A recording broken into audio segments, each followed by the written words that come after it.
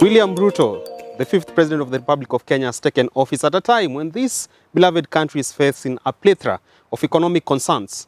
Well, based on part of his inauguration speech on that day of his swearing in, we've seen him make a number of executive orders. So today on this particular edition of Business Glide, let's try and revisit some of them and know what kind of impacts are those executive orders gonna have on the welfare of the many Kenyans who are looking up to him to steer this country to better fortunes than never seen before. My name is Richard Mwanja. Always a pleasure to have you on yet another insightful and educative edition of Business Glide, a show that we hope will have an impact on the future of Kenya's economy. And as always with me is the resident analyst, the first of his name, Herman Manyora. There you go. Great to see you, sir. Thank you.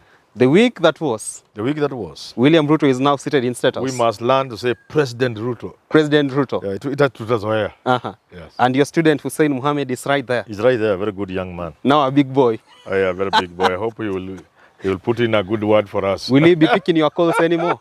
Will he do that? Does it really matter?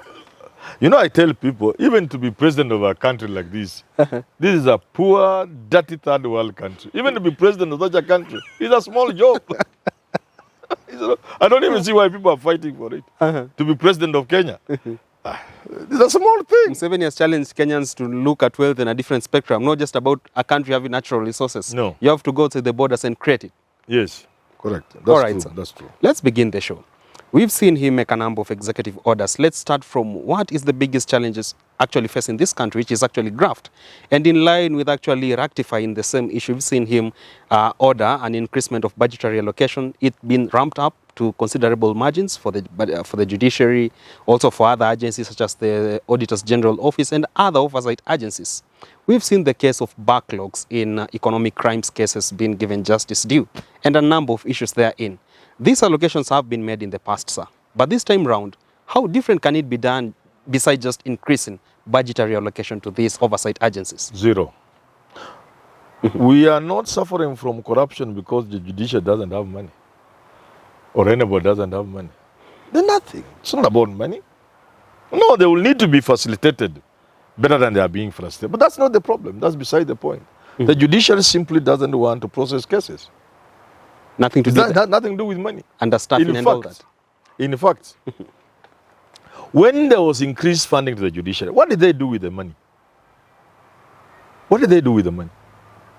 They began putting up courthouses all over the country at a grossly exaggerated cost.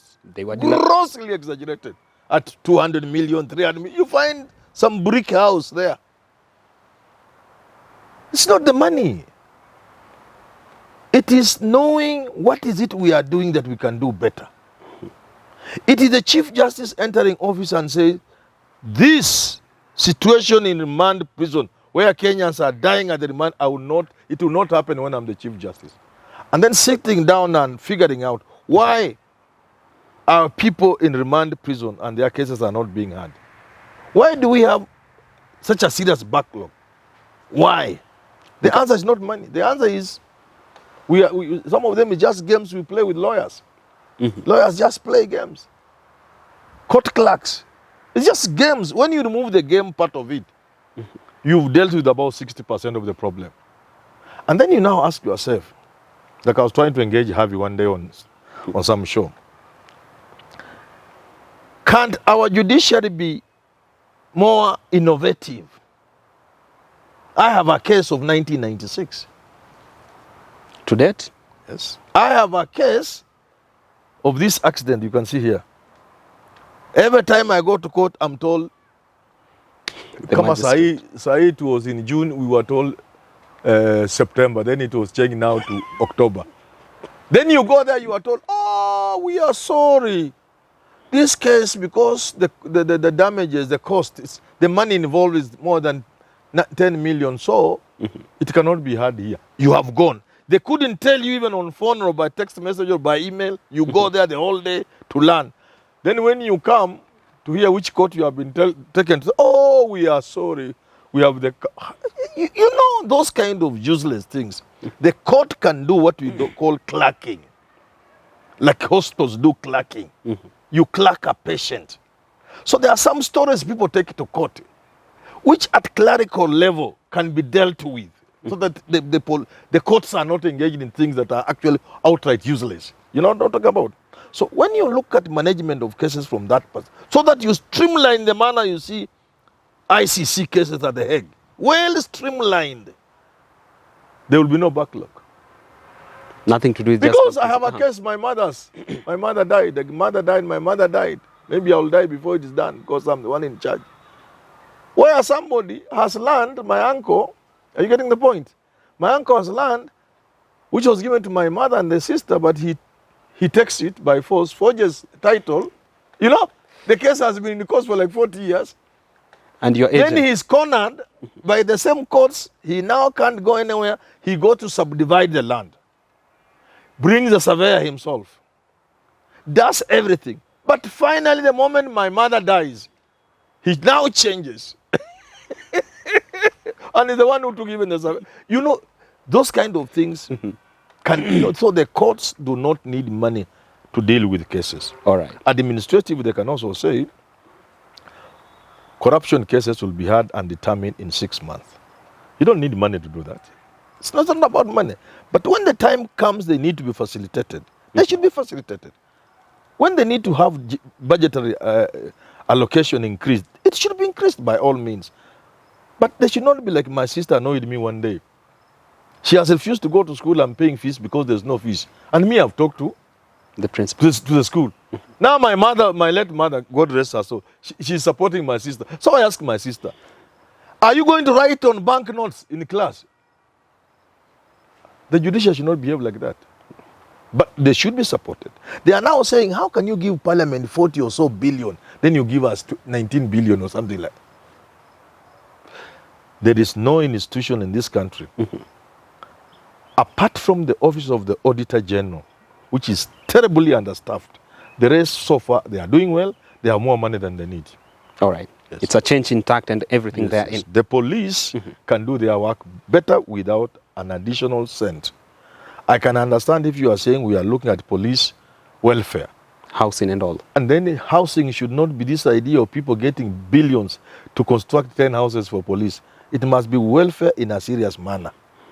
And then it must be good salaries for police. That I can understand. Police require to be paid well. And in serious places in the world like UK, the police are paid very well. We must pay our police very well. But don't tell me you want to increase money and put it under National Police Service to be eaten by the bureaucracy. Mandarin such. Yeah, so for that you don't even need to give money to National Police Service Commission. You don't. All right. It will be like Parliament. Because you give money to an institution to play around with, like the Parliamentary Service Commission. So even if we give the Judicial Service money now and they play around with, we are going back where the Parliamentary Service Commission is. Because we just need to agree how much do we pay our MPs. They don't need to handle money themselves. No. Dismantle that Parliamentary Service Commission because they are playing with our money. Just agree this is what an MP is to. Then they are paid like the rest of us from the exchequer. You get what I'm saying? And including the police. Let's just say the police, these are the new salaries of police. Good salaries. And let them continue being paid from when they are being paid. But people want to take billions, take them some commission. Then the commission, you know, there are commissions or entities, like even like KRA, if you look at how much money they are using for management. Budgeted corruption. For management. In other words, what percentage of the money you collect do you use for your own internal management? It is not anywhere in the world. That's where we want to go. And that I hope the president will be. You should call people like us, you tell them, please. Don't try to be populist.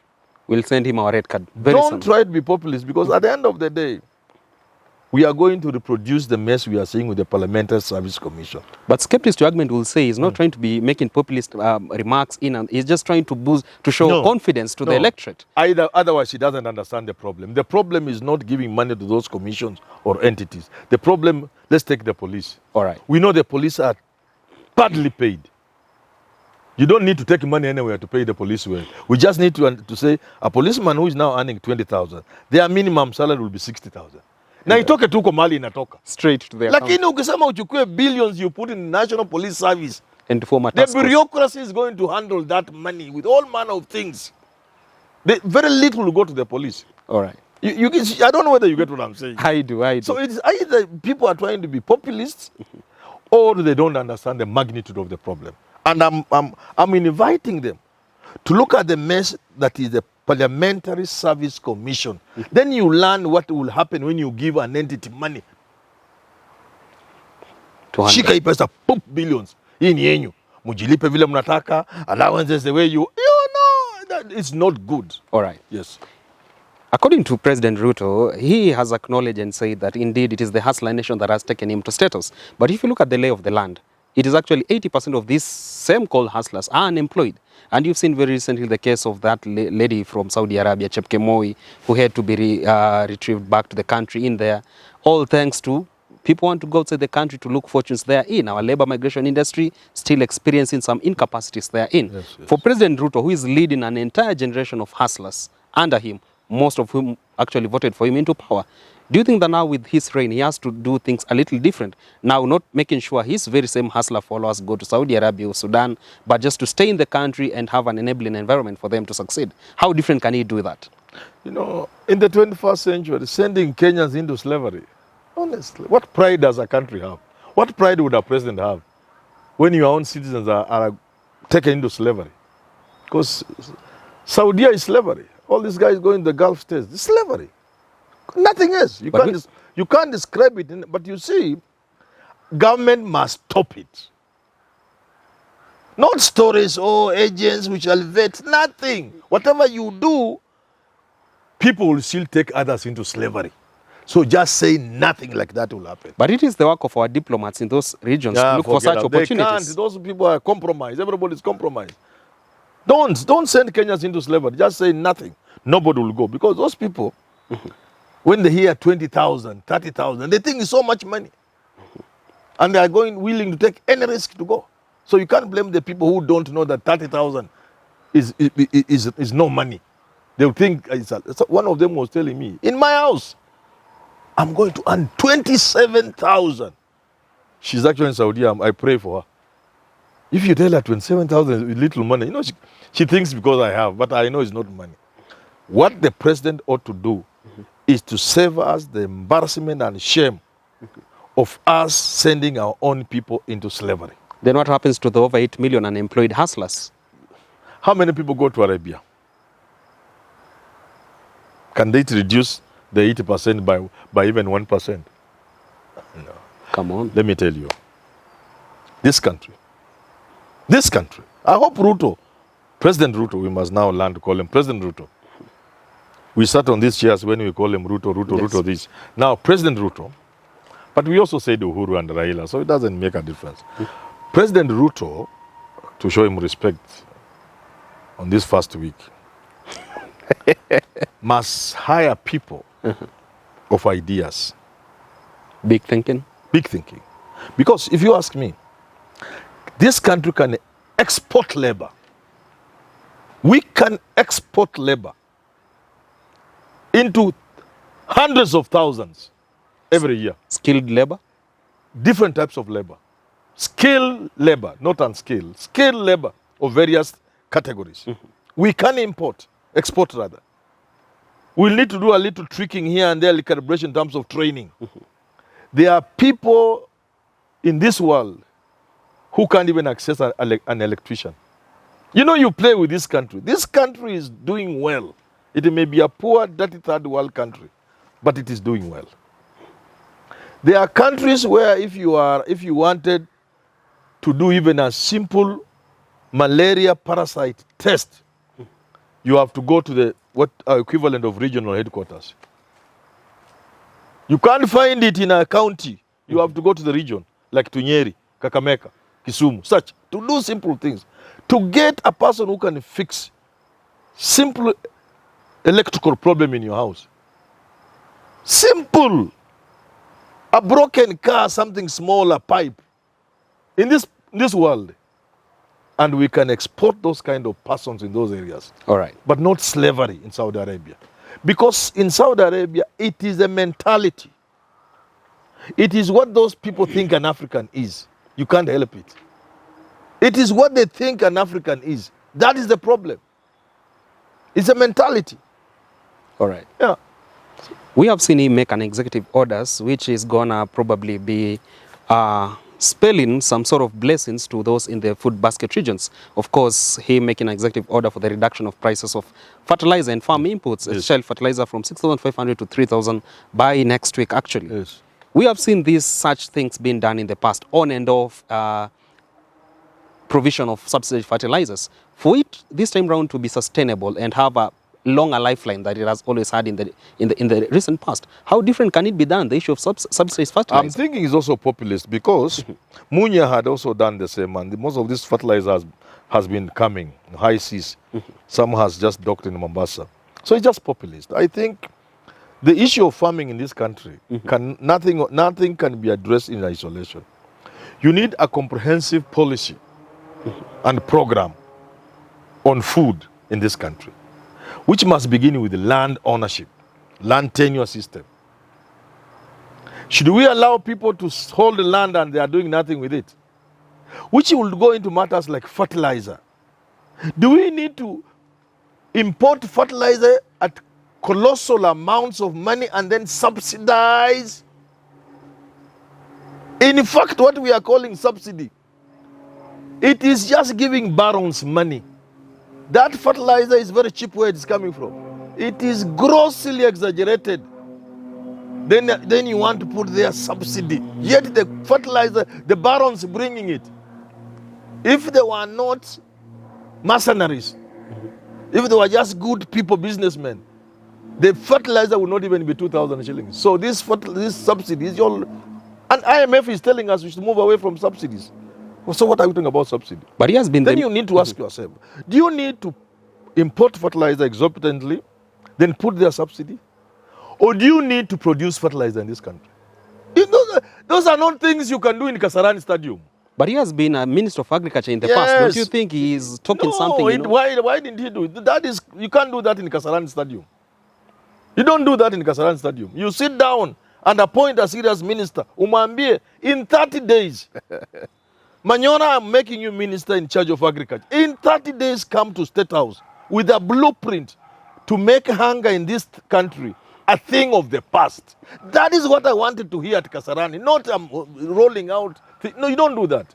You appoint a cabinet secretary in charge of agriculture and tell him, I want you to tell me in 30 days how we will never go begging for food. Then he will tell you the state capture you are talking about. Who are the people who produce maize seed in this country? How much maize seed do we need? Do we need to allow all these jokers to bring maize and pollute and bring all uncertified seed, corrupted, genetic, mixed up? Why can't we just produce maize seed? How many toes will you have stepped on? I'm starting my program. He said, ask the government of President Ruto, lest you forget. The program is called Lest You Forget. All right. These are the things we are holding you to account. So, I'm not so sure you needed to talk about some of these things in Kasarani. You say, my country, my government, if I'm Ruto, my government is giving food security serious priority. When I name my cabinet, the guy I'm naming in charge of agriculture will have 30 days to come with a blueprint in my office at 9 o'clock over breakfast. And within 2 hours, they should have convinced me, Kenya shall never lack food. We shall begin exporting food. That is what I expect to hear from a serious president. All right, there you have it from the think tank himself, Herman Manyora, Kenya's most sought-after political analyst. And also it's such a big reminder that, yes, indeed, William Ruto, the president of this republic, hasn't selected his executive yet. So Herman Manyora's name might feature in because he said you stand better chances of course. on Ruto's presidency. How can he leave me out? You might just be one of the CS. Not might, I should be there. And not because I want, because it will be good for the country. And because he knows you can do it. Yeah, of course I can do. Who doesn't know I can do it? Our fan of the week on this particular edition of Business Glide is none other than Amina Seki in Kajiado. From Kajiado, Amina Seki, thank you very much. Thank you very much for being part of this wonderful family. Thank you. All right, we continue rolling out such insightful economic conversations every week. Of course, stay tuned to this particular channel. Business Glide comes to you at least twice a week. So get posted on our latest editions that covers a range of issues in the world of business and economics. My name is Richard Mwenja. Up next on your screen is the Business Glide, African proverb of the day.